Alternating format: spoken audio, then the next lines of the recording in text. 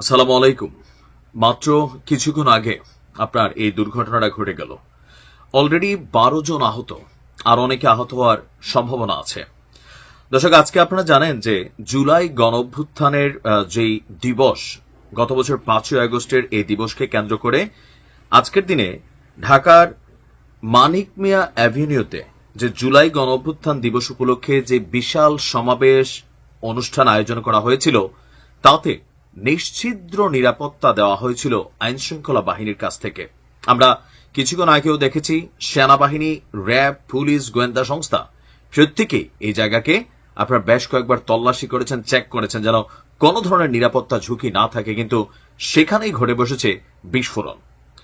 অল্প কিছুক্ষণ পর, সম্ভবত আরো কয়েক ঘন্টা পর, আমাদের প্রধান উপদেষ্টা তিনি এখানে আসবেন, জুলাই ঘোষণাপত্র তিনি পাঠ করবেন, আরো রাষ্ট্রের প্রতিটি রাজনৈতিক দলের যারা মুখপাত্ররা আছেন তারাও কিন্তু সেখানে উপস্থিত থাকবেন। সো বুঝতেই পারছেন কতটুকু নিরাপত্তা ইস্যু আজকের এই অনুষ্ঠানটাতে কানেক্টেড। কিন্তু দুর্ঘটনা যেটা ঘটে গেছে, এটা হচ্ছে না এটাতে আওয়ামী লীগ ঘটাইছে এরকম না। অনেকেরই চিন্তা ভাবনা যে কোনো দুর্ঘটনার মানে হচ্ছে এমনটা আওয়ামী লীগ ঘটিয়েছে, বাট বিষয়টা তা না।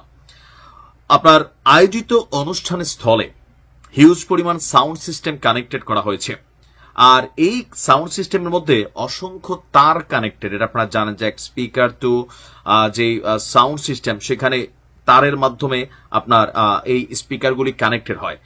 তো সেই স্পিকারের তারেই হঠাৎ করে আগুন ধরে গিয়েছে, আর সেই আগুন গিয়ে লেগেছে কোথায়? বেলুনে। তাৎক্ষণিকভাবে 12 জন সেই আগুনে আহত হয়েছে। মাত্র কিছুক্ষণ আগে এই ঘটনাটি ঘটল। এই সময় অনুষ্ঠান সঞ্চালক মাইক্রোফোনে সবাইকে শান্ত থাকার আহ্বান জানান এবং সাউন্ড সিস্টেমের যে স্পিকার বক্স আছে সেই স্পিকার বক্স থেকে দূরে সরে যাওয়ারও অনুরোধ করেন।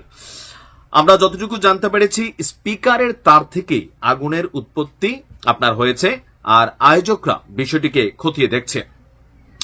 2:25 আমাদের যেখানে আজকের এই প্রোগ্রাম, সেখানে শত শত মানুষ কিন্তু অলরেডি চলে এসেছে। বিভিন্ন রাজনৈতিক দলগুলোর বিভিন্ন শাখা তারা বক্তব্য দিচ্ছে, উৎসুক জনতা এখানে আসছে এই দিবসটাকে উদযাপন করতে। আর এরপর শত শত বেলুন আপনার দর্শকদের হাত থেকে উড়েছে।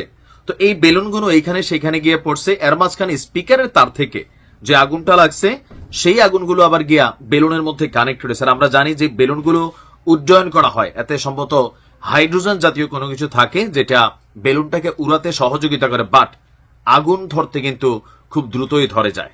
তো যাই হোক, অল্পতে আমার মনে হয় যে একটা বড় দুর্ঘটনার হাত থেকে রক্ষা পাওয়া গেছে। এই মুহূর্তে উচিত প্রত্যেকটা সাউন্ড সিস্টেম, যেহেতু এখানে একটা বিশাল লোক সমাবেশ ঘটবে, জনসমাবেশ ঘটবে, আরো অনেক কিছু কিন্তু ঘটতে পারে। সো সেফটি ইস্যুটা আরেকবার ক্রস চেক করে ফেলা ভালো। সম্ভবত স্পিকারের তারে ওভারলোড হয়ে গেছে, আর যান্ত্রিক ত্রুটি, দুর্ঘটনা ঘটতেই পারে, কিন্তু সতর্ক থাকা জরুরি। ভালো থাকুন। আসসালামু আলাইকুম।